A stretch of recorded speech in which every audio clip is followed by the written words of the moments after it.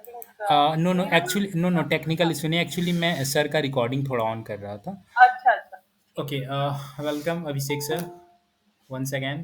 Thank you sir. Okay, अपने बारे में कुछ बताएं, अभी वर्तमान समय में आप क्या कर रहे हैं? सर वर्तमान समय में मैं उत्तर प्रदेश के बहराइच जिले के किसान पीजी कॉलेज में अंशकालिक प्रवक्ता के रूप में मनोविज्ञान का शिक्षण कार्य कर रहा हूँ। बहुत अच्छा, आप तो टीचिंग से ऑलरेडी पहले से जुड़े हुए हैं, तो आपके लिए चुनौतियों से जूझना और आसान होगा। वैसे आपने पीएचडी का विषय क्या है? तो मेरा पीएचडी टॉपिक है personality, societal ideation and coping strategies among widows and divorce. बहुत अच्छा, जैसा कि आपके टॉपिक में आपने सुसाइडल टेंडेंसी वगैरह कहा, ये सब अगर आज के परिप्रेक्ष्य में देखा जाए तो बहुत ही प्रासंगिक है, क्योंकि आज आधुनिक युग में इतना स्ट्रेस बढ़ते जा रहा है, बच्चे इतना स्ट्रेस झेल नहीं पा रहे हैं। आपको आए दिन न्यूज़पेपर वगैरह में देखने को मिलता होगा कि बच्चे सुसाइड वगैरह कर रहे हैं। यस। तो आप इसके लिए बच्चों को कैसे मोटिवेट करेंगे? अपने क्लासेस में सुसाइडल टेंडेंसी से ओवरकम वो कर पाएँ, इसके लिए कैसे मोटिवेट करेंगे? तो इसके लिए सबसे जो जरूरी चीज है कि जो फेलियर का जो डर है उनके अंदर, उसको निकाला जाए। कि अगर वो ये ना सोच पाए कि, और उनके अंदर जो ये चीज है कि नहीं, अगर इसमें फेल हो गए तो फिर क्या होगा, उनको ये चीज के लिए मोटिवेट किया जाए कि नहीं, ये आपकी लाइफ नहीं खत्म हो रही है। यहाँ पे आप एक एग्जाम में फेल हो रहे हैं और आपको आगे आने वाले टाइम में भी काफी मौके मिलेंगे जहां पर आप आगे बहुत अच्छा कर सकते हैं। जैसे अभी मैं रिसेंटली बताऊं तो अभी मैं कल की क्लास में अपने स्टूडेंट से यही बता रहा था कि आप लोग जब क्वेश्चन पूछा जाता है तो आप लोग क्वेश्चन के आंसर देने से डरते हैं कि कहीं फेल ना हो जाए। तो आप फेल नहीं होते हैं, या तो आप जीतते हैं और या तो आप सीखते हैं। आप कभी हारते नहीं हैं। आप अगर अच्छा आंसर देते हैं तो यानी आप वहां पर जीत गए। अगर आप आंसर नहीं दे पा रहे हैं, आप वहां पर कुछ गलत बता रहे हैं, तो वहां पर आप फेल नहीं हो रहे हैं, वहां पर आप फिर सीख रहे हैं, क्योंकि सामने वाला फिर आपको सिखाएगा। तो इस तरीके से अगर हम बच्चों को मोटिवेट करते हैं, और उन चीजों को, इसमें पेरेंट्स का भी रोल काफी अहम होता है कि पेरेंट्स कई बार उनको एकदम ये कर देते हैं कि नहीं तुमको तो टॉप आना ही है, और कंपैरिजन, जहां पर वो पड़ोसियों के साथ, दूसरे बच्चों के साथ उनका कंपैरिजन करते हैं, तो वो चीजें अगर हम थोड़ा सा कंट्रोल करें तो इस प्रॉब्लम को हम कंट्रोल कर सकते हैं। आपने बताया कि अभी आप एज ए टीचर कहीं वर्क कर रहे हैं, तो फिर यहाँ क्यों आना चाहते हैं? सर एक्चुअली यहाँ पर वो जो जॉब है वो अंशकालिक रूप में है, टेम्परेरी रूप में है, और मुझे लगता है कि मैं और अच्छा अपना योगदान दे सकता हूँ। Very good. वैसे अभिषेक, यहाँ पर आपसे पूर्व और आपके आने वाले आपके बाद भी बहुत सारे ऐसे इंटरव्यूअर आएंगे जो कि आपसे बेहतर हैं और आपसे कहीं ज़्यादा अनुभवी भी हैं। कंस्टिट्यूएंट कॉलेजेस में कई भिन्न भिन्न राज्यों से हैं, तो आपके अंदर ऐसे कौन से मनोवैज्ञानिक गुण हैं जिससे कि मैं आपका एज ए असिस्टेंट प्रोफेसर चयन करूँ? सबसे पहली सर, जैसे वर्क के लिए मोटिवेशन, मैं अपने कार्य के लिए मोटिवेट रहता हूँ। इसके साथ साथ मेरे अंदर एम्पैथी की क्वालिटी है, और बच्चों को मोटिवेट करना, मतलब उनको पढ़ने के लिए मोटिवेट करना, इमोशनल स्टेबिलिटी, दूसरों को समझना, और अपने वर्क के साथ ऑनेस्टी।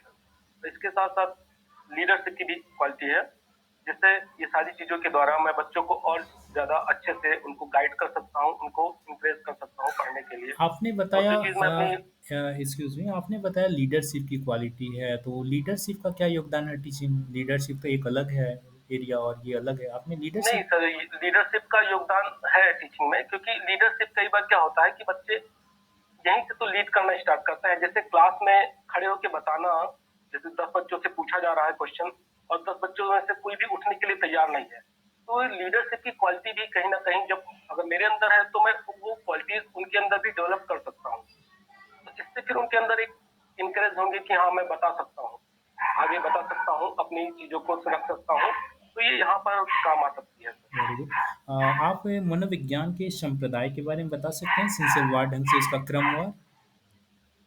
यस सर, मनोविज्ञान में जो संप्रदाय की बात करें तो सर, जैसे बायोलॉजिकल पर्सपेक्टिव, सबसे पहले बायोलॉजिकल पर्सपेक्टिव आया, उसके बाद बिहेवियर पर्सपेक्टिव, मतलब जैविक संप्रदाय, व्यवहारवाद, फिर गेस्टाल्टवाद, इसके साथ साथ मानवतावाद संप्रदाय, और बीच में व्यवहारवाद के बाद आता है मनोविश्लेषण संप्रदाय। देन लास्ट में फिर आपका आता है मानवतावादी संप्रदाय। हल किस संप्रदाय के अंतर्गत आते हैं? हल का नाम सुना यस है? सर। हल का नाम सुना है? हल सर व्यवहारवाद के अंतर्गत आते हैं। ये व्यवहारवादी संप्रदाय से जुड़े हुए हैं। स्किनर? हल, वॉटसन स्किनर, पेवलॉव, ये सब सर व्यवहारवाद संप्रदाय के अंतर्गत आते हैं। व्यवहारवाद और संरचनावाद में मूल रूप से क्या अंतर है? सर संरचनावाद का ये मानना था, उन्होंने बेसिक जो पहले तो इसमें विलियम वुंट ने जो ह्यूमन ब्रेन के स्ट्रक्चर पर स्टडी किया था, उस मानव मस्तिष्क की संरचना का अध्ययन किया था, और इसके अंदर इन्होंने ये बताया था कि जो मनोविज्ञान की विषय वस्तु होनी चाहिए वो व्यक्ति जो चेतना की अनुभूति है, मतलब जो व्यक्ति फील करता है उसकी फीलिंग की स्टडी करना ही इसका विषय वस्तु है। इसके लिए इन्होंने फिर एक विधि भी दिया, इनके शिष्य और इन्होंने मिलकर, जिसे हम अंतर्निरीक्षण विधि या इंट्रोस्पेक्शन मेथड के नाम से जानते हैं। जबकि व्यवहारवाद की बात करें तो व्यवहारवाद में वॉटसन ने पूरा फोकस व्यवहार के ऊपर ही कर दिया। उन्होंने कहा कि व्यक्ति का व्यवहार ही सब कुछ है, क्योंकि हम व्यवहार को ही देख सकते हैं, तो हम मेजरमेंट भी सिर्फ व्यवहार का ही कर सकते हैं। और इसके लिए उन्होंने बताया कि जब हम किसी भी व्यक्ति के पर्सनालिटी के बारे में उद्दीपक और अनुक्रिया के रूप में उसकी उसके बारे में हम डिफाइन कर सकते हैं। कोई ऑब्जर्वेशन को व्यक्ति लेकर के व्यवहार भी कर रहा है। ऑब्जर्वेशन को लेकर के भी दोनों में कुछ मतभेद है क्या? यस सर, ऑब्जर्वेशन जैसे जो संरचनावाद है वो इनर ऑब्जर्वेशन की बात कर रहा है। इंट्रोस्पेक्शन मेथड में वो इनर ऑब्जर्वेशन की आंतरिक अनुभूति की बात कर रहा है कि व्यक्ति अंदर क्या अनुभव कर रहा है। और जो व्यवहारवाद है, व्यवहारवाद में इन्होंने एक्सटर्नल ऑब्जर्वेशन पे ओके। ज्यादा फोकस किया है। आप वॉटसन ने एक्सटर्नल ऑब्जर्वेशन पे। ओके। अभिषेक, जैसा कि आपने बताया कि आप बच्चों को कैसे मोटिवेट करेंगे सुसाइडल थॉट और वगैरह वगैरह ऐसी चीज़ों से, क्या आप भी कभी अपने पर्सनल लाइफ में डीमोटिवेट हुए हैं? यस सर, बिल्कुल। पीएचडी के दौरान कई बार ऐसा लगा, क्योंकि पीएचडी की जब स्टार्ट हुई थी तभी मेरे गाइड ने बोला था कि देखो बेटा, पीएचडी कर तो रहे हो, लेकिन इसके दौरान तुम्हें कभी ऐसा लगेगा कि यार क्यों आ गए इस लाइन में, इससे अच्छा तो छोड़ ही दें, इससे अच्छा तो सुसाइड कर लें। और जब पीएचडी जब बार बार क्वेश्चन ऑप्शंस लेके जा रहा था, बार बार पहले तो टॉपिक लेके, क्योंकि सर ने बोला था टॉपिक खुद से लेके आओ, टॉपिक लेके जाना, फिर रिजेक्ट हो जाना, फिर लेके जाना, फिर रिजेक्ट हो जाना। वहां पर ऐसा लगता था, अरे यार, मतलब ये लाइफ क्यों है। तो वहां पे सर ऐसी थॉट्स आते थे कि नहीं, सब तो एक दिन खत्म हो जाना है, दुनिया तो खत्म हो जानी है, सब कुछ खत्म हो जाए, तो फिर ये सब करके क्या फायदा। तो ऐसा लगता था कि चलो, मतलब कई बार आया थॉट्स सुसाइडल आइडिएशन का, तो इससे रिलेटेड फिर मैंने अपने गाइड से ही बात किया। तो देन ये चीज आती है सर लाइफ में तो कभी ना ऐसा है कभी क्या एक कि बार आप जरूर ये सुसाइडल चीज। थॉट पर रिसर्च कर रहे थे और वो आप ही को मोटिवेट कर दिया था क्या? नहीं नहीं, ऐसा नहीं था सर। वो थोड़ा सा जो स्ट्रेस आता है वहां पर, तो सिनॉप्सिस का, फिर रिजेक्शन का, तो वो आपने उसके लिए थोड़ा सा होता आपने है सर। अपने रिसर्च में ऐसी कौन-सी गलती की है जो कि आप अपने स्कॉलर को नहीं कराना चाहें? क्योंकि एज़ असिस्टेंट प्रोफ़ेसर कल बनते हैं तो आपके भी स्कॉलर मिलेंगे, तो कौन-सी ऐसी गलती है ऐसी जो कि सर उसको गलती मैं नहीं कहूंगा, बट लिमिटेशन के अंतर्गत, जैसे जो मेरा सैंपल एरिया था, तो सैंपल एरिया में जो मैंने रिसर्च का जो मेरा आउटकम आया, वो रिसर्च का आउटकम और जो एक जनरल वे में एक वो जो इस टॉपिक से रिलेटेड जो थ्योरीज निकल के आती हैं, या हम कहें कि एक सामान्य धारणा, उसमें थोड़ा सा अंतर है। तो ये हो सकता है कि जो मेरा रिसर्च का एरिया रहा या जो मेरा सैंपल साइज रहा, उसकी वजह से ये अंतर आ रहा हो। तो मैं ये कोशिश करूंगा कि इन फर्दर अगर मुझे ये मौका मिलता है कि मैं असिस्टेंट प्रोफेसर या लास्ट सुपरवाइजर क्वेश्चन, बनता हूँ। अभिषेक, लास्ट क्वेश्चन है आपकी पर्सनैलिटी से रिलेटेड।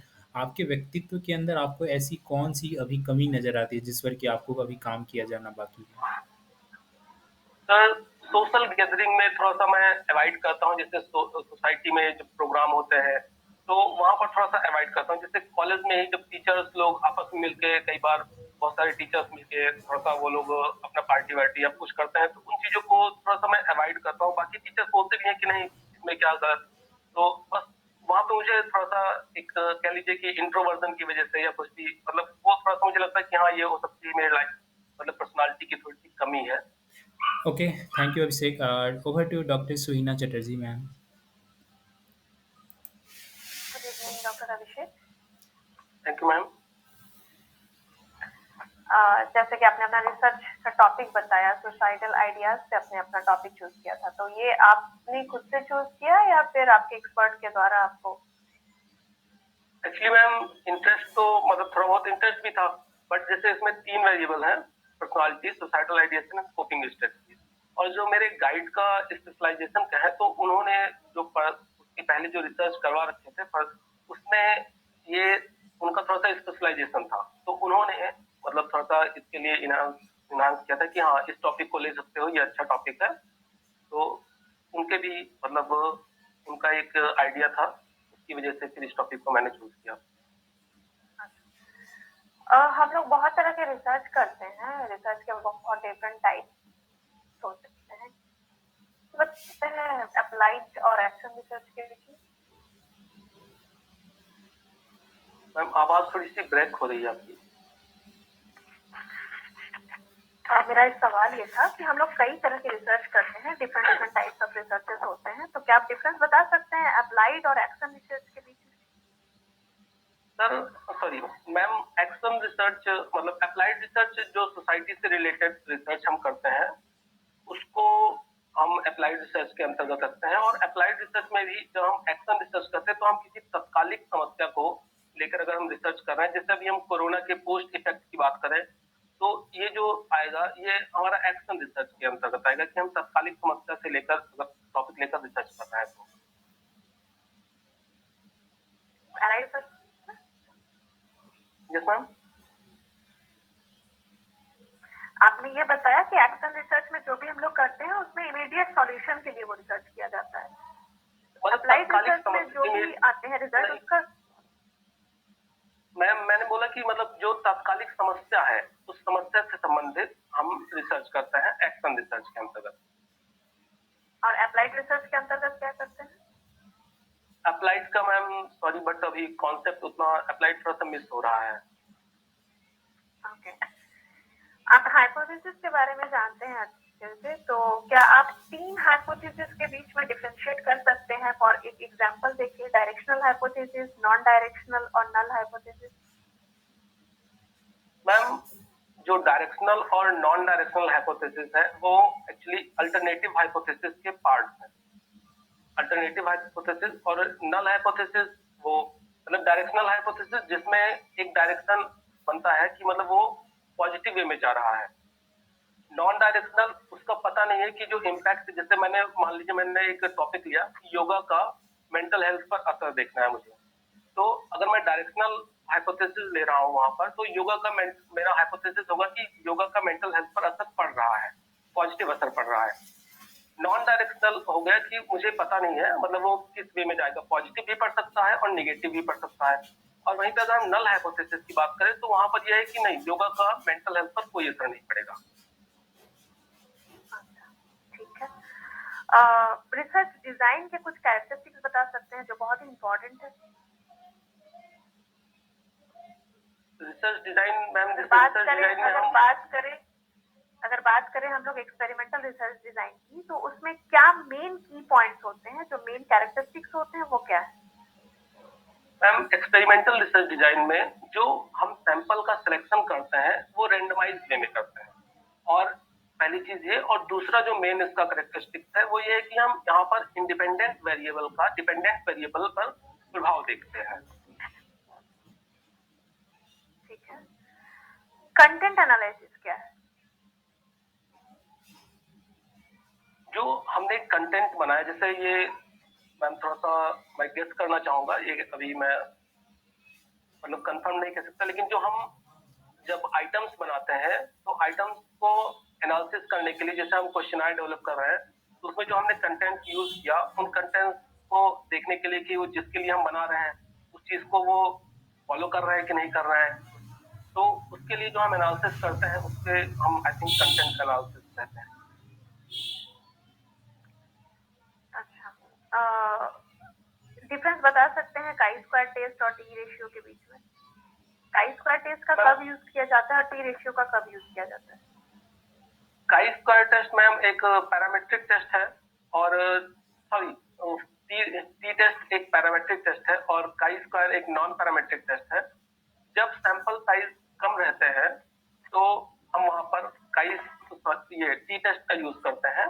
और जो डिफरेंस की बात करें तो जब हमारा जो हमने जो सैंपल का सिलेक्शन किया है वो अगर हम नॉमिनल या ऑर्डिनल स्केल पर यूज करके जब हम उनका सिलेक्शन करते हैं तो वहां पर हम काई स्क्वायर यूज करते हैं।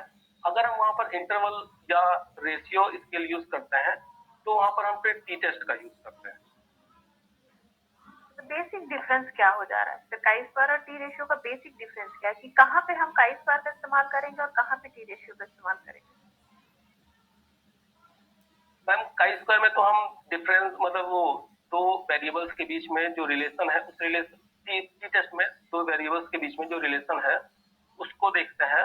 और काई स्क्वायर में थोड़ा सा भी मैम दिमाग में आ नहीं रहा है। नहीं चलिए कोई बात नहीं, होता है।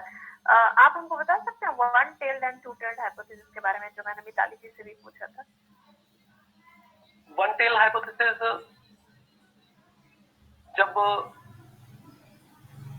जो directional I think directional hypothesis जब होता है तो उसे हम वन टेल हाइपोथेसिस कहते हैं, और नॉन डायरेक्शनल हाइपोथेसिस को टू टेल हाइपोथेसिस। हाँ चलिए बिल्कुल सही। प्रोबेबिलिटी और नॉन प्रोबेबिलिटी दो तरह के सैम्पलिंग होते हैं, तो प्रोबेबिलिटी सैम्पलिंग में कौन कौन से सैम्पलिंग आते हैं और नॉन प्रोबेबिलिटी में कौन कौन से आते हैं? मैम प्रोबेबिलिटी सैम्पलिंग की बात करें तो जिसमें जो कलेक्शन है, जो प्रतिदर्श का हम चयन करते हैं, उसमें सभी सदस्यों के चुने जाने की संभावना समान होती है और वो एक दूसरे पे डिपेंड नहीं करते, मतलब एक दूसरे से स्वतंत्र होकर उनको हम चुन सकते हैं। जैसे बात करें तो रैंडम सैम्पलिंग यादृच्छिक जो प्रतिदर्शन है वो प्रोबेबिलिटी में आता है। इसके साथ साथ हम बात करें तो स्ट्रेटाफाइड सैम्पलिंग ये भी प्रोबेबिलिटी में आता है, और क्लस्टर ये प्रोबेबिलिटी सैम्पलिंग है। नॉन प्रोबेबिलिटी की बात करें तो नॉन प्रोबेबिलिटी में हम जो सिलेक्शन है वो रैंडमाइज वे में नहीं करते हैं। इसमें बेसिकली हमारा जो परपसिव सैम्पलिंग है ये आता है, कोटा सैम्पलिंग आएगा इसमें। इसके साथ साथ इसमें एक्सीडेंटल सैम्पलिंग आता है, स्नोबॉल आएगा। Over to Raj sir. Thank you so much ma'am.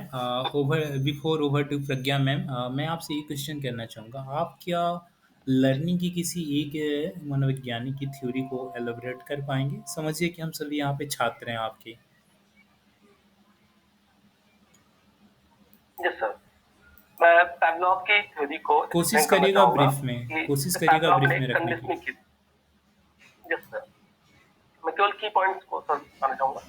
जैसे पैवलॉव ने कंडीशनिंग की थ्योरी दी, तो कंडीशनिंग जब हम देखें तो ये हमारी लाइफ से काफी ज्यादा कोरिलेट करता है। हम बचपन से ही हमारी कंडीशनिंग होती आ रही है, और इसमें मैं पहले पैवलॉव ने जो चार्ट के टाइप्स बताया उसको बता के फिर मैं इसको अपने प्रैक्टिकल लाइफ से कोरिलेट करना चाहूंगा। पैवलॉव ने ये बताया कि जब इसमें संबंध की बात की, कनेक्शन की बात की, कि इसमें इन्होंने यूसीएस बताया, unconditional stimulus, unconditional response, conditional stimulus और कंडीशनल रिस्पॉन्स। इन्होंने कहा कि जब व्यक्ति के सामने एक उद्दीपक आता है, एक स्वाभाविक उद्दीपक आता है, तो व्यक्ति उसके प्रति स्वाभाविक अनुक्रिया करता है। उसके बाद जैसे एक कुत्ते के सामने अगर खाना आता है, तो या एक पर्सन के सामने अगर वो भूखा है और उसके सामने खाना आता है, तो लाड़ थ्रा होना एक स्वाभाविक अनुक्रिया है। लेकिन अगर उस स्वाभाविक उद्दीपक के साथ में एक हम तटस्थ उद्दीपक को जोड़ देते हैं, तटस्थ उद्दीपक यानी जिसके प्रति वो रिस्पॉन्स नहीं करेगा। जैसे अगर मैं घंटी बजाऊं तो घंटी के प्रति कुत्ता लाड़ थ्रा नहीं करेगा, या घंटी बजने से कोई इंसान मतलब लाड़ थ्रा नहीं करेगा। लेकिन जब हम घंटी को और खाने को, मतलब घंटी बजी उसके बाद हमने कुछ मिली सेकंड के बाद हमने खाना दिया, तो अगर ये प्रयास हम कुछ दिनों तक लगातार करते हैं तो जो तटस्थ उद्दीपक है वो तटस्थ उद्दीपक ना रहकर वो कंडीशनिंग स्टिमुलस का काम करता है, वो एक अनुबंधित उद्दीपक के रूप में काम करने लगता है। और देन उसके बाद ये होता है कि जो पर्सन है या जो कुत्ता है वो सिर्फ कंडीशनल स्टिमुलस को देखकर ही या उसको उसके सामने आते ही वो रिस्पॉन्स करने लगता है। उस रिस्पॉन्स को हम फिर कंडीशनल रिस्पॉन्स कहते हैं, उसे हम अनुबंधित अनुक्रिया कहेंगे। इसका अगर हम डेली लाइफ में देखें तो बचपन से ही हमारी कंडीशनिंग ऐसी हो गई है कि हम हर चीज को कंडीशन वे में ही देख रहे हैं। जैसे फॉर एग्जाम्पल कि अगर हम देखें तो एक पर्सन से अगर बोला जाए कि वो अगर वो बात जो टॉयलेट सोप होता है जो हम टॉयलेट से निकल के हैंड वॉश करते हैं, अगर उससे उससे बोला जाए कि आप इससे नहा लीजिए, तो वो नहीं नहाएगा, क्योंकि उसको पता है कि ये चीज गंदी है। लेकिन अगर लेकिन अगर आप देखें तो वही पर्सन, सेम पर्सन उसी टॉयलेट सोप से हाथ धुल के वो खाना खा लेता है, लेकिन उससे नहाएगा नहीं। जबकि हाथ धुल के वो खाना खा रहा है, तो खाने तो वो तो सीधा मुंह में जा रहा है, और नहाना तो सिर्फ बॉडी के ऊपर था। लेकिन वो चीज हमें कंडीशनिंग ऐसी कर दी गई बचपन से कि नहीं, ये तो बेकार है, इससे केवल हमें हाथ धुलना है, तो वो हमारी कंडीशनिंग हो गई है। इसी वजह से हम सिर्फ उसी वे में सोच रहे हैं। बट अगर इसको साइंटिफिक वे में सोचा जाए, तो उस सोच से हम हाथ धुल के खाना खा रहे हैं, बट उस सोच से हम नहाने के लिए परहेज कर रहे हैं। तो इसका जो रीजन है वो कंडीशनिंग है, और कंडीशनिंग का यूज करके, क्लासिकल कंडीशनिंग का यूज करके, मतलब बहुत सारी थेरेपीज में इसका यूज किया जाता है। अच्छा, जैसे अगर हम बात करें एंजाइटी, कंडीशनिंग पे सबसे पहले थ्योरी किनकी आई थी, कुछ बता सकते हैं?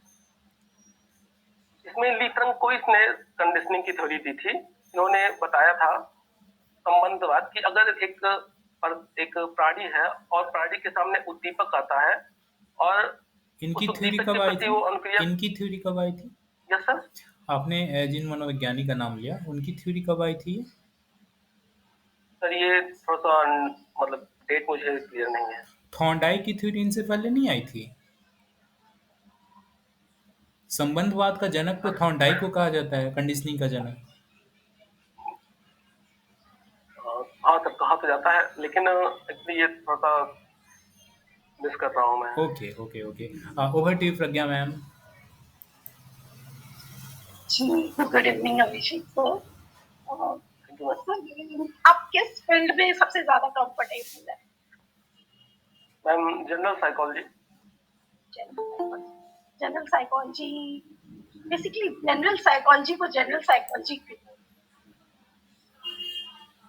जनरल साइकोलॉजी को, इसको हम सामान्य मनोविज्ञान इसलिए बोलते हैं क्योंकि इसमें जो मनोविज्ञान है, मनोविज्ञान की जो बेसिक चीजें हैं, जो बेसिक नॉलेज है, वो इसमें प्रोवाइड किया जा रहा है। इसलिए इसे हम जनरल साइकोलॉजी, या कहीं कहीं पर इसे बेसिक साइकोलॉजिकल प्रोसेस के नाम से भी बोला जाता है। बिकॉज ओवरऑल मेंटल प्रोसेस इसमें। हाँ, पूरा हर चीजें इसमें बता दी जाती हैं, जैसे मेमोरी हो गया, लर्निंग हो गया।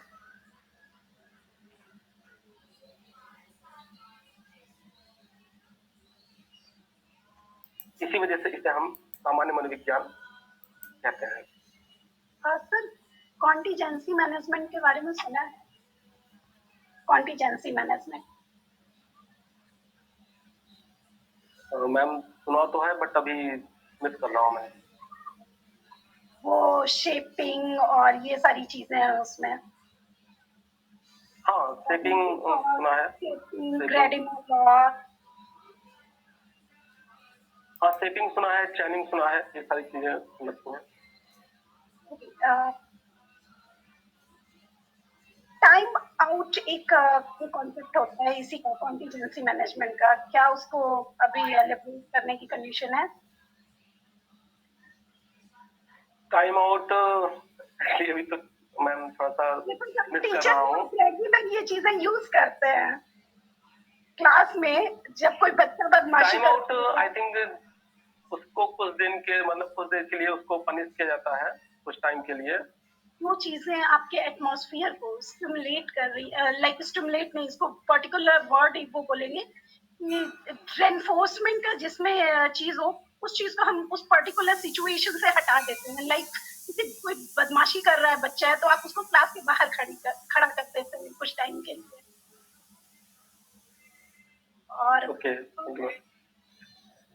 परसेप्शन की कोई थ्योरी बता दीजिए सर।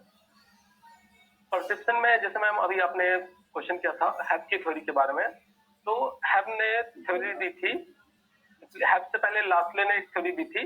तो लास्ले ने बताया था कि जो परसेप्शन होता है, परसेप्शन में मतलब जो हमारी जितनी भी कोशिकाएं हैं, परसेप्शन के टाइम पे वो सभी के सभी एक साथ उत्तेजित होती हैं, तब जाके हमें परसेप्शन। लैशले की जो थ्योरी है उसको कहते क्या है? उसे इक्वल, वो थोड़ा सा एक पोटेंशियलिटी समथिंग शायद, क्योंकि मैं स्किप भी कर रही हूँ। परसेप्शन, वो प्रिंसिपल ऑफ इक्विपोटेंशियल कहते हैं। लाइक पोटेंशियल कि वो सारी चीजों को एक साथ स्टिमुलेट एक साथ हो। और जो हैब की थ्योरी थी, तो हैब ने बताया कि नहीं, सब चीजें यहाँ पर इन्वॉल्व नहीं होती हैं, ये सेंट्रल नर्वस सिस्टम में जाके कुछ खास खास तंत्रिका तंत्रों को एक्साइटेड करता है, उसके अकॉर्डिंग फिर परसेप्शन होता है। गिब्सन की डायरेक्ट थ्योरी के बारे में बताता है। गिब्सन ने ये बताया था कि जो भी इन्वायरमेंट से हमें इंफॉर्मेशन मिलती है, तो उसको जैसे अभी लास्लेन और इन्होंने बताया हैवनेट कि उसको ब्रेन में जाएगा, ब्रेन में जाके फिर सेंट्रल नर्वस सिस्टम में वो एक्साइटेड होगा, तब हमें परसेप्शन होता है। तो जेसन ने बताया कि नहीं, जो भी चीजें हमें इन्वायरमेंट से मिल रही हैं, जो भी इंफॉर्मेशन, वो पहले से ही इतनी क्लियर होती हैं, इतनी स्पष्ट होती हैं कि उसको ब्रेन में जाके एक्सप्लेन करने की जरूरत नहीं है। उसको हम देखते ही उसके बारे में एक्सप्लेन कर सकते हैं, उसके बारे में हमें सारी इंफॉर्मेशन मिल जाती है। अभी मैं आपने सीएनएस वगैरह की बात की और ब्रेन में जाने की। आपने मनोवैज्ञानिक शोर शब्द सुना है? मनोवैज्ञानिक शोर क्या है? मनोवैज्ञानिक शोध साइकोलॉजिकल शोध रिसर्च, नहीं, जिसमें हम जो शोर मैं कह रहा साइकोलॉजिकल, हूँ, शोर कह रहा हूँ, नॉइज। जब ब्रेन में सर बहुत सारे थॉट्स एक साथ आने लगते हैं, जब वो हमारा ब्रेन किसी एक पर्टिकुलर चीज पे कंसंट्रेट नहीं हो पाता है, तो उस चीज को हम मनोवैज्ञानिक शोर की संज्ञा देते हैं। Okay okay, continue ma'am. जी सर, न्यूरो की तरफ भी अब हम लोग थोड़ा सा ये कर ले रहे हैं। न्यूरो ट्रांसमीटर्स क्या है? न्यूरोट्रांसमीटर मैम हमारे ये ब्रेन में पाए जाते हैं, जो कि एक्साइटेड करते हैं। मतलब जब भी हमारी कोई जो, जैसे हम बात करें अभी अगर एसिटिल कोलाइन की, तो एसिटिल कोलाइन क्या करता है कि हमारे मेमोरी से रिलेटेड, हमारी लर्निंग से रिलेटेड ये इसमें अहम भूमिका निभाता है। तो न्यूरोट्रांसमीटर हमारी जो बॉडी की जो फंक्शन रहते हैं, या जो साइकोलॉजिकल जो फंक्शन रहता है, उनको वो उसमें उसकी एक अहम भूमिका होती है, उनको नियंत्रित करने में और उनको संचालित करने में। लेफ्ट में जो न्यूरोट्रांसमीटर पाया जाता है उसका नाम क्या है? सिनेप्टिक क्लास में अभी तो मैम थोड़ा सा सर कर रहा हूँ। एसिटाइलकोलाइन ही पाया जाता है, अभी आप एसिटाइलकोलाइन। हाँ, वही मैं कह रहा, वही मैं थोड़ा सा सोच तो रहा था, लेकिन मैं सोचा कि इतना सिंपल क्वेश्चन नहीं आ सकता है कि अभी मैंने वही बताया है और सेम वही, क्योंकि जो एसिटिल कोलाइन होता है वो सेंट्रल नर्वस सिस्टम में पाया जाता है, ऑटोनॉमिक नर्वस सिस्टम में, और इसके साथ साथ वो न्यूरोमस्कुलर जंक्शन के बीच में वो पाया जाता है। और डोपामाइन का बेसिकली कुछ वर्क बता दीजिए। डोपामाइन मैम ये सेंट्रल नर्वस सिस्टम में पाया जाता है, और जब इसकी मात्रा कम हो जाती है तो वहां पर पार्किंसन रोग होने की संभावना बढ़ जाती है, और जब डोपामिन अधिक होता है तो वहां पर स्किज़ोफ्रेनिया के लक्षण देखे जाते हैं। स्किज़ोफ्रेनिया का प्रीवियस नेम क्या है? इसे हम स्किज़ोफ्रेनिया को, मतलब सबसे पहले इसे हम डिमेंशिया प्रिकॉक्स के नाम से जानते हैं, इसे एमिल क्रिपलिन ने दिया था। एमिल क्रिपलिन का सबसे बेसिक काम क्या था? किसकी वजह से उनकी साइकोलॉजी में इतना नेम फेम मिला? उन्होंने क्लासिफिकेशन किए थे, उन्होंने जो डिसऑर्डर्स के क्लासिफिकेशन हुए थे, उससे सबसे पहला काम उन्हीं का था। कैटेगराइजेशन ना सर? Yes sir. कैटेगराइज किया था डिसऑर्डर्स को। एंड और किस फील्ड से आपसे क्वेश्चन किया जाए, बिकॉज आप टीचिंग में हैं तो आप सोशल साइकोलॉजी, अभी टीचिंग सोशल साइकोलॉजी से कर सकते हैं। सोशल साइकोलॉजी का कोई कॉन्सेप्ट जो आप अच्छे से एलाबोरेट कर पाए? सोशल साइकोलॉजी में मैम जैसे एटीट्यूड की बात करें, मनोवृत्ति की बात करें, तो मनोवृत्ति जैसे हम एक आम बोलचाल की भाषा में जो हम एटीट्यूड का मतलब समझते हैं, साइकोलॉजी में उससे बहुत डिफर होता है। आम बोलचाल की भाषा में इसको लोग ईगो से रिलेट करके या प्राउड से रिलेट करते हैं, मतलब प्राइड से, घमंड के रूप में जानते हैं। बट अगर हम साइकोलॉजी की बात करें तो वहां पर जो मनोवृत्ति है, मनोवृत्ति किसी व्यक्ति की, किसी दूसरे व्यक्ति, किसी दूसरे समाज या वस्तु के प्रति जो उसकी मानसिक स्थिति होती है, जो उसकी विचारधारा होती है, उसको हम कहते हैं। और ये पॉजिटिव भी हो सकती है और नेगेटिव भी हो सकती है, और इसको मनोवैज्ञानिकों ने कई तरीकों से प्रभावित करने की कोशिश की है, जिसमें इन्होंने 3 डायमेंशन के थ्रू, 3 तरीके से, एक 1 वे डायमेंशन, दूसरा 2 वे डायमेंशन और तीसरा 3 वे डायमेंशन के थ्रू इन्होंने इसको परिभाषित किया है। 1 वे डायमेंशन की अगर हम बात करें तो वहां पर मनोवृत्ति को एक मूल्यांकन के रूप में देखा जाता है। जैसे किसी व्यक्ति का किसी दूसरे व्यक्ति के साथ पॉजिटिव, मतलब उसकी मनोदशा दूसरे व्यक्ति के साथ पॉजिटिव है या निगेटिव है, तो वहां पर सिर्फ इस रूप में 1 वे जो एक विमीय परिभाषा है उसमें हम देखते हैं, अगर हम वहीं पे टू वे डायमेंशन की बात करें, द्विविमीय की बात करें, तो इसमें दो चीजें आती हैं। एक तो आता है हमारा अफेक्शन और दूसरा आता है हमारा कॉग्निशन। अभिषेक, मैं मतलब यहाँ पे आपको रोकना चाहूँगा। आपने अभी थ्री वे या वन वे या टू वे कहा। इससे जैसे आपने कंडीशनिंग वगैरह की बात की, मेरा एक शब्दावली से कंडीशनिंग हो गया है। मनोवृत्ति के बारे में किन्हीं मनोवैज्ञानिकों ने बताया था क्या? कोई ऐसे मनोवैज्ञानिक है जिन्होंने बताया था कि मनोवृत्ति कम से कम 3 अवस्था में चेंज होती है? कोई इस तरह के मनोवैज्ञानिक याद कर पा रहे हैं मनोवृत्ति के संदर्भ में? एक्चुअली सर अभी ओके, मनोवैज्ञानिक का मैं नाम आपको हिंट देता मिस हूँ। कर केलमैन का नाम सुना है? केलमैन की त्रिप्रक्रिया सिद्धांत, केलमैन थ्री प्रोसेस थ्योरी। और एबीसी मॉडल जो दिया था, मतलब एटीट्यूड से रिलेटेड, एटीट्यूड का एबीसी मॉडल।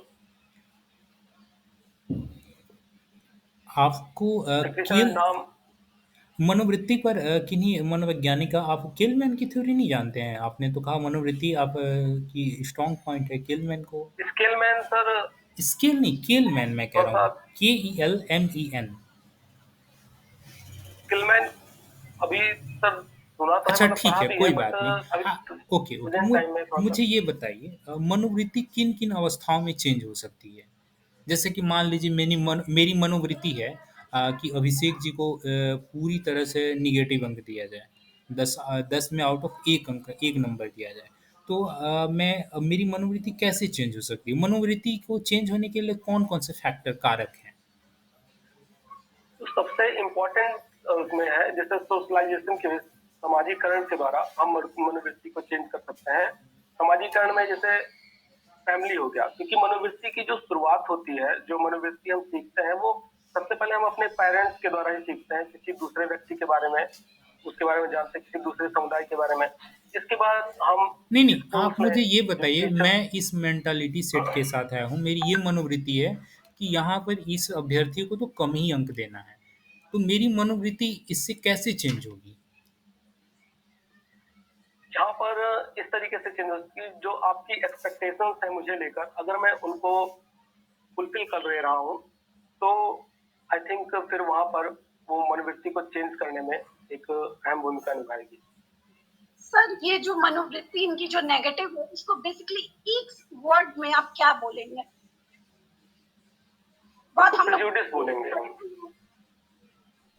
प्रेजुडिस बोलेंगे या बायस्ड बोलेंगे, और दोनों में डिफरेंसेस क्या है? प्रेजुडिस, वो प्रेजुडिस क्योंकि इन्होंने पहले से एक, सर ने पहले से ही सोच लिया है, तो जो पहले से ही एक मनोवृत्ति हम बना लेते हैं उसे हम प्रेजुडिस कहते हैं।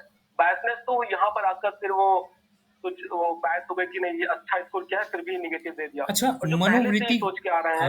ओके, मनोवृत्ति पर फिर किस मनोवैज्ञानिक का आप विश्लेषण कर सकते हैं जिसका बहुत ज़्यादा योगदान रहा है?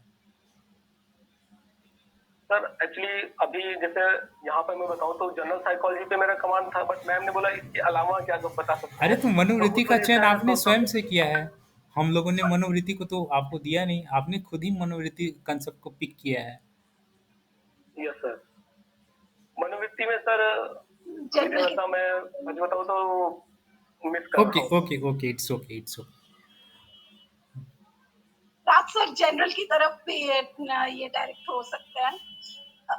मेमोरी का एक कॉन्सेप्ट है 7+-2, वो क्या है? 7+-2 मैम इसे, इसमें ये बताया गया कि जो हम मेमोरी है हमारी, जो धारण करने की क्षमता है, वो 5 से लेकर 9 तक हम इसको बढ़ा सकते हैं। ये ये किसका हाँ, किसने दिया ये था? मिलर का कॉन्सेप्ट था। इसका कुछ टेक्निकल वर्ड भी है क्या? इसको हम कुछ कहते हैं क्या? इसे मैजिकल नंबर कहते हैं, नो जो नो, मिलर के द्वारा जैसे दिया ये गया था। 7+-2 है, तो ये तो यानी क्या ये एक अंक है जिसके मतलब इतना अंक स्टोरेज मैं मेमोरी में कर सकता हूँ, राइट? तो इसको कुछ कहते हैं क्या?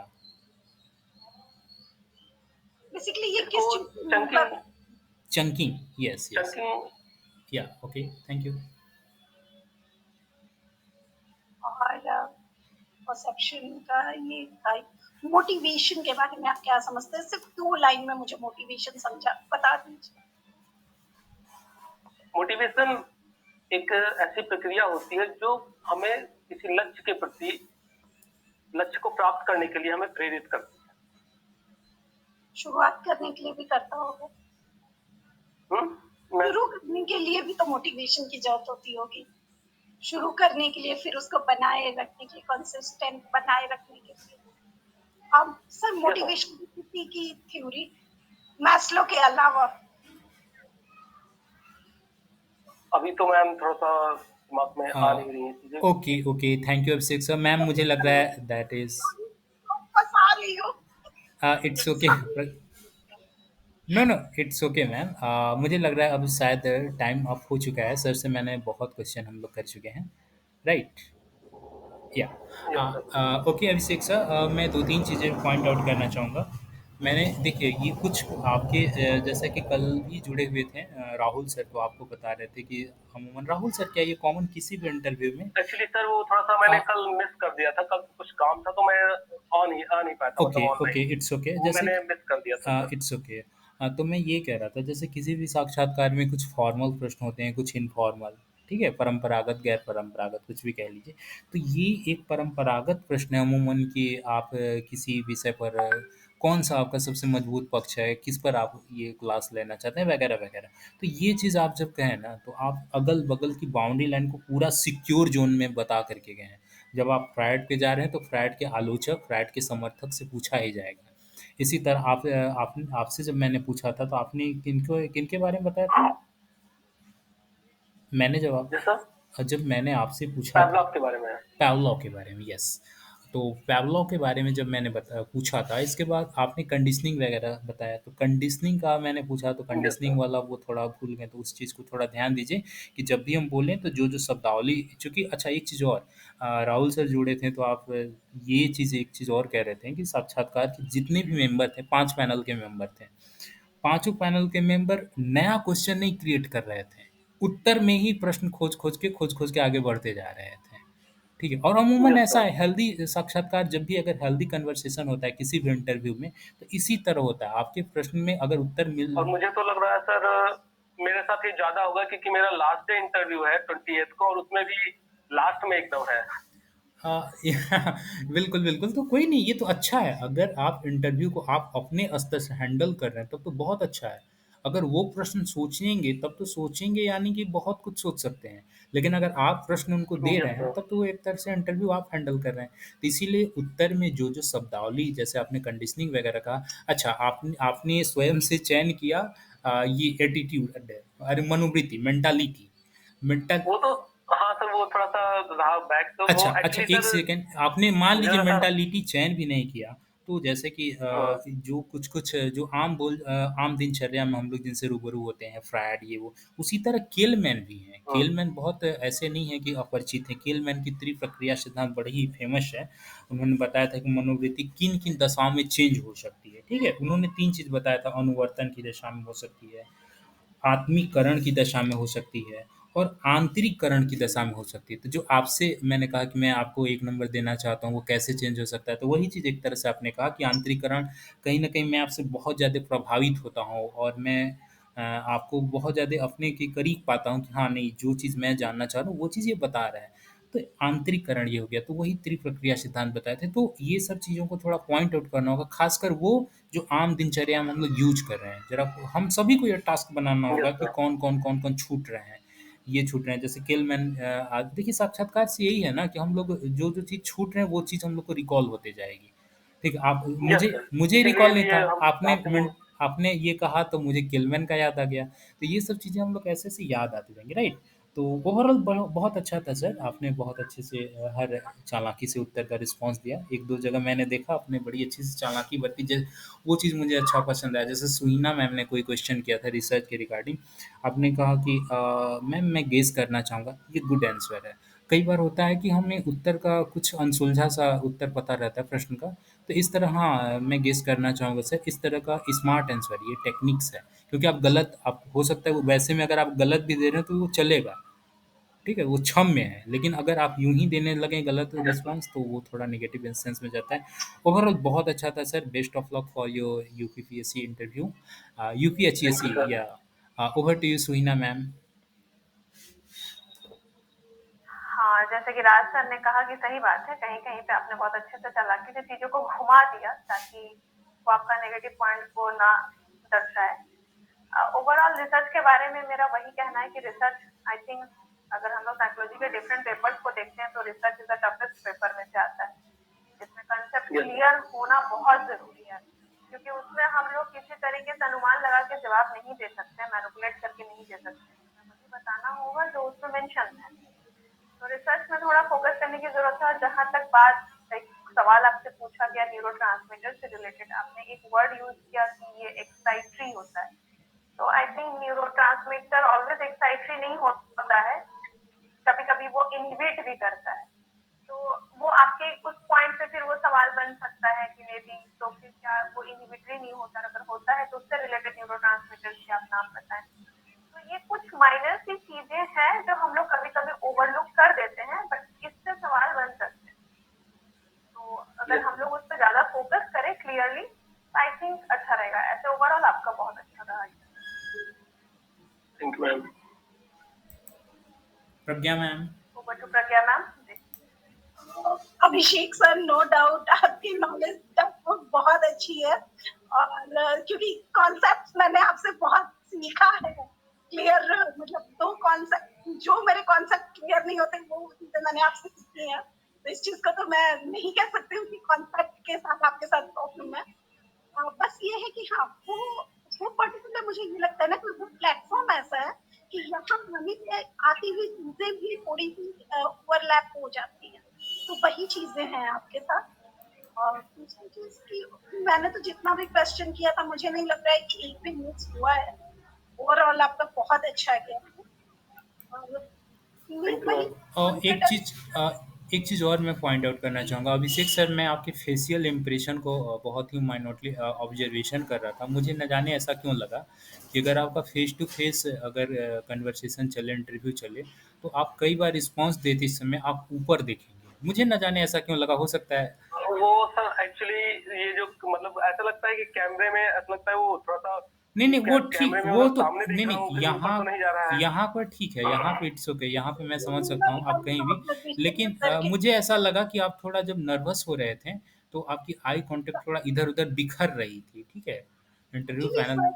सर, मुझे जहाँ तक अभिषेक सर थोड़ा सा शाय पर्सनैलिटी है। अभिषेक सर, एक सजेशन मैं भी देना चाहूंगी, पहले प्रज्ञा मैम सजेस्ट कर लेंगी तब मैं कुछ बोलूंगी, वैसे मेरा बनता नहीं है कुछ भी। अरे बिल्कुल नहीं बनता नहीं, है बिल्कुल मैम, मैम, दिस मैं सेशन जरूर इज, चाहूंगा मैम। बिल्कुल बिल्कुल सबका बनता है। यहाँ पर मैम इम्प्रूव करने ही आए हैं, तो इम्प्रूवमेंट किधर से भी अगर इम्प्रूवमेंट के लिए सजेशन प्रज्ञा मिल रही मैम है वो अच्छा ही है। मैं आपको एक चीज बता दूँ, प्रज्ञा मैम आप जी, आप कंप्लीट करिए, इसके बाद मिताली मैम कुछ कहना चाह रही हैं। Okay.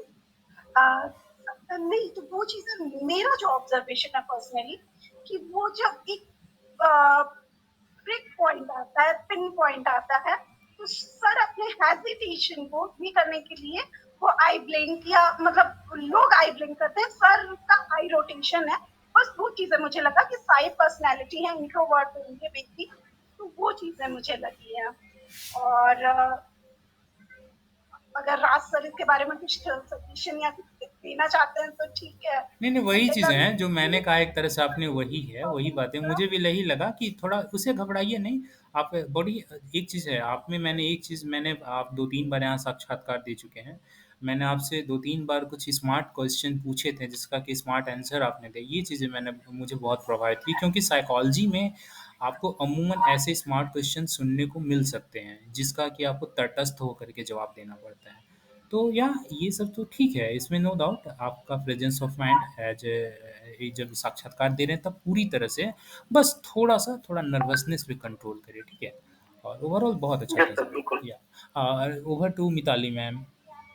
Thank you Raj sir, thank you Pragya ma'am. Abhishek sir सिर्फ एक बहुत मतलब क्योंकि मैं इसमें बैंगलोर में मैंने बहुत सारे इंटरव्यू फेस किए और अभी भी हम लोग सब यस सर। इसके लिए तैयारी कर रहे हैं।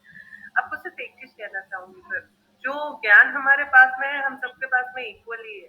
हमारा कॉन्फिडेंस एक दूसरे से हम लोगों को थोड़ा बहुत अलग करता है, इक्वल नहीं बल्कि आपके पास तो बहुत ज्यादा है। मुझे तो बाद में लग रहा था कि थैंकफुली मुझसे इतने क्वेश्चन पूछे भी नहीं गए। तो सर आप नहीं मैम। आपका कॉन्सेप्ट पे बहुत अच्छा पकड़ है, बट देते हैं ना, तो वो ना हमारा जो अपना अंदर का जो वो कॉन्फिडेंस लेवल है ना, वो हमको हाई या लो कर देता है।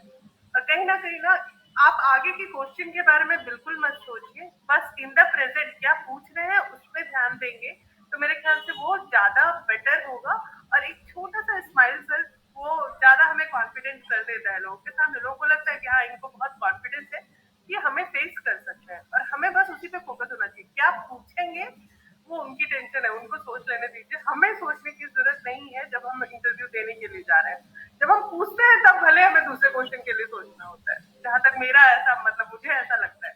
और मैं मतलब नहीं, इसीलिए बिल्कुल मैम, बिल्कुल सही बताया आपने। मैं जरूर ध्यान दूंगा इस पे। कि हम मतलब आपसे जो पूछा जा रहा है सर, आपका बहुत अच्छा पकड़ है सब्जेक्ट पे, और चूंकि आप पढ़ा भी रहे हैं और मेरे ख्याल से आप बहुत मेहनत कर रहे हैं, क्योंकि मुझे लगता है मैंने ही आपका कुछ ये तीसरा इंटरव्यू देखा है या दूसरा इंटरव्यू देखा है इस बार। तो सर बस थोड़ा सा कॉन्फिडेंस ज्यादा होने की जरूरत है, कॉन्फिडेंस में नहीं, रिलैक्स होने की जरूरत है सर, बस। सब में कॉन्फिडेंस बहुत है, मतलब मैंने 2-3 कॉन्टेस्ट रिलैक्स होने की नहीं जरूरत है। नहीं, मिताली मैम ने बिल्कुल उसे करेक्ट किया। रियली रिलैक्स होने की जरूरत है, कॉन्फिडेंस की कमी नहीं है सर। कॉन्फिडेंस बहुत है, रिलैक्स थोड़ा सा, कि कोई और फर्क नहीं पड़ता सर। और सच इन्हीं कहिए का तो अब तक के साक्षात्कार सत्र में भी जितना हुआ है, मैं अगर सबसे ज़्यादा किसी से प्रभावित रहा हूँ तो सुहिना चटर्जी मैम का साक्षात्कार बहुत ही गुड था। बहुत मैंने भी बहुत देखा ही, था। ये इसे कोई डिनाई नहीं कर सकता thank you Raj sir. Really. लेकिन अगर स्मार्ट आंसर की बात कही जाए तो अभिषेक सर कई बार मुझे बहुत प्रभावित किए हैं। हाँ ठीक है, कई प्रश्नों के उत्तर नहीं दे पाए हैं, लेकिन आपका स्मार्ट आंसर बहुत अच्छा मुझे प्रभावित किया। लेकिन अगर सच में कहा जाए, अगर सबसे अच्छा किसी का रहा तो सुहिना मैम, रियली बहुत ही बहुत ही। ये बहुत बड़ा कॉम्प्लीमेंट है मेरे लिए। ये मैं कॉम्प्लीमेंट नहीं दे रहा हूँ मैम, जितने भी लोग ज्वाइन किए थे ये सबका यही कहना है। वो आपसे डायरेक्टली आकर के नहीं कहे हैं, लेकिन एक तरफ से अभिषेक सर से भी अगर कहीं ना कहीं पूछेंगे तो वो भी आपसे प्रभावित थे, और सभी लोग प्रभावित थे। तो अभिषेक बिल्कुल सही कह रहे हैं सर। बिल्कुल। अभिषेक सर, मैं एक और चीज कहना चाहूंगी। जो आप बोल रहे थे कि लास्ट डे आपका इंटरव्यू है, कल है तो आपको शायद याद होगा, यूपीएससी का सबसे अभी तक हाईएस्ट स्कोर गेन करने वाली लड़की है अपाला मिश्रा, और उनका लास्ट इंटरव्यू ही था, और वो अब तक का सबसे हाईएस्ट स्कोर गेन करने वाली थी। तो कभी कभी लास्ट होना भी बहुत लकी होता है। ये मोटिवेशन फैक्टर रहेगा एक। तो हमेशा वो चीजें पॉजिटिव